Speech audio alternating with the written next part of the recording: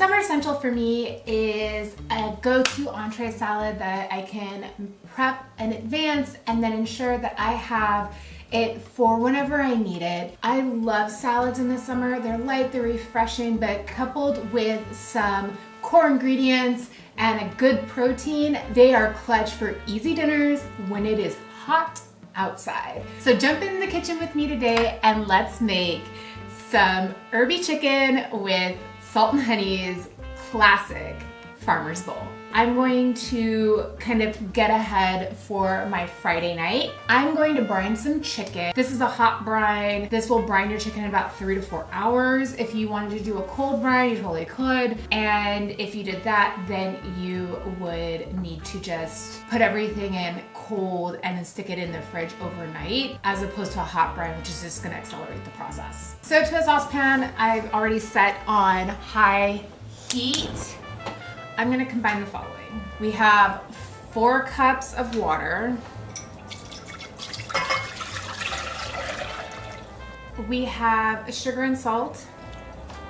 And then I have some aromatics that I'm tossing in here. I have some garlic, some thyme, and rosemary. Garlic, thyme and rosemary, and then just a little bit of peppercorn just for a balance of flavor. This is going to come to a boil, and you want the sugar and the salt to dissolve. Once the sugar and salt have dissolved, cut the heat and let it come down. What I like about doing something like this is that it's pretty quick to get this done, like before I need to leave for the office. Let's treat our chicken. Now, when I make chicken, my whole thing about chicken breast is I like for it to cook evenly, and because the chicken breast is not shaped uniformly, like evenly in the thickness of it, I like to pound it out. So to make this as easy for myself as possible, I'm going to grab a very large Ziploc bag and putting my chicken in here. This will also be what I brine my chicken in later on. So I'm only getting one thing dirty, and I'm not dirtying up like multiple containers. Who has time for that? I am going to wash my hands, and then we're going to get our chicken nice and even.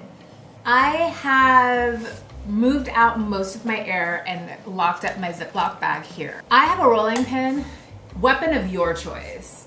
You just need something heavy and something smooth so you don't puncture your Ziploc bag. You can do this with the chicken between some cling film or some parchment paper, but it's up to you. This is like your 5-minute of let's get the aggression out using the heavy object in your hand. Boss pissing you off? There you go. Kids making you angry?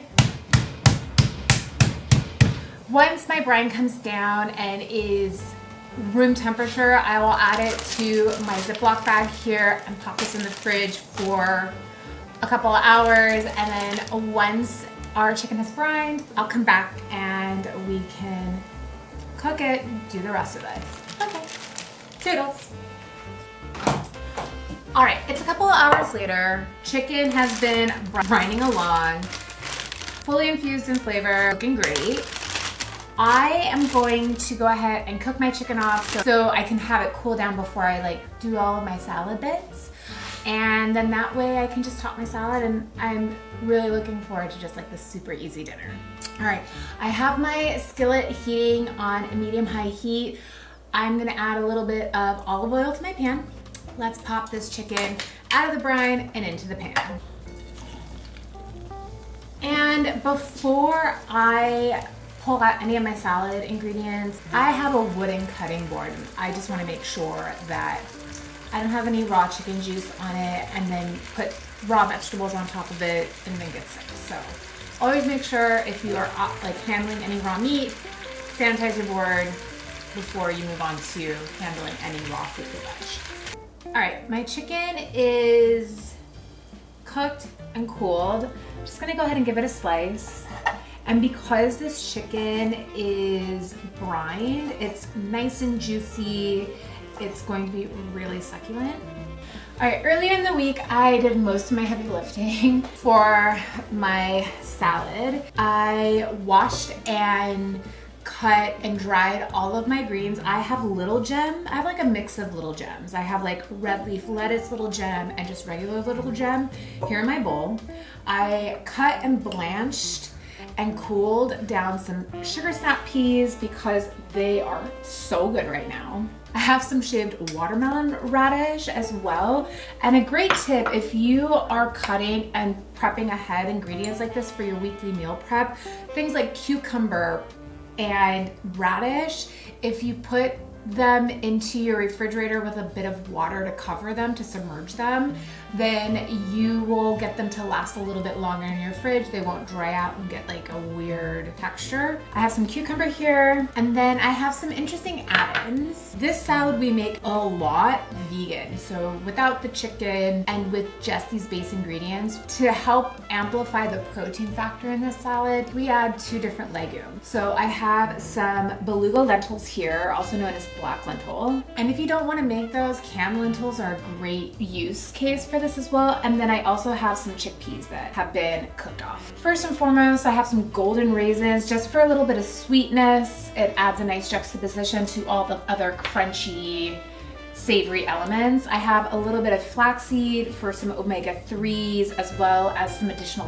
fiber. And lastly, I have some toasted walnuts for crunch. I'm just gonna pop these in. And before I toss everything together, I also have a little bit of farm cheese. Think of this as like a ricotta cheese or a ricotta style cheese. I also like swapping out farm cheese, or in this instance for like a feta. A feta is a great swap, and it's a little bit more, you know, it's saltier, but this will like kind of cream into the base of our salad. And then to finish this all off, I'm going to add in our diced chicken.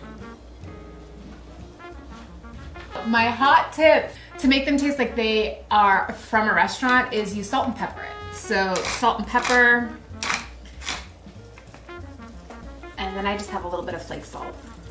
And this just helps to make everything taste really well seasoned. Again, restaurant quality, but at home.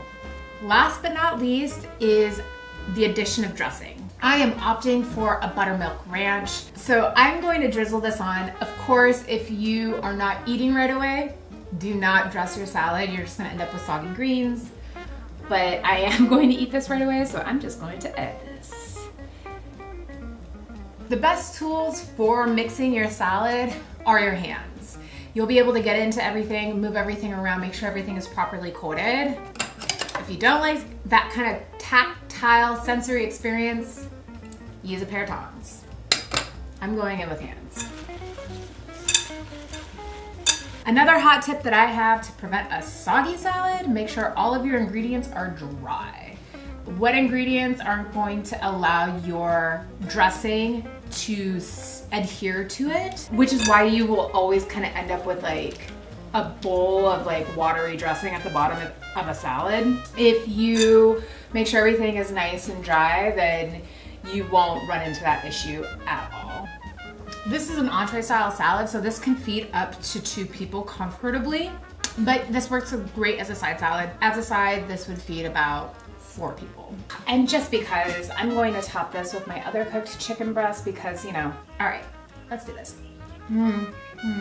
Yes. That's all I'm gonna say. Yes.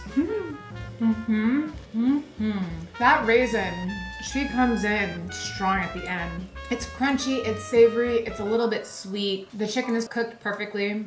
10 out of 10. I cannot wait to turn this camera off and eat this tonight. Thanks so much for hanging out with me today in my kitchen. I hope you enjoyed this recipe video. If you like this video, hit like and subscribe down below and comment if you plan on making this. And if you want a copy of today's recipe, check the description box. The recipe will be linked for this salad, the brine, the chicken, and the dressing. I've had a blast hanging out with you today. I hope to see you in the next one. Have a great rest of your day. Bye.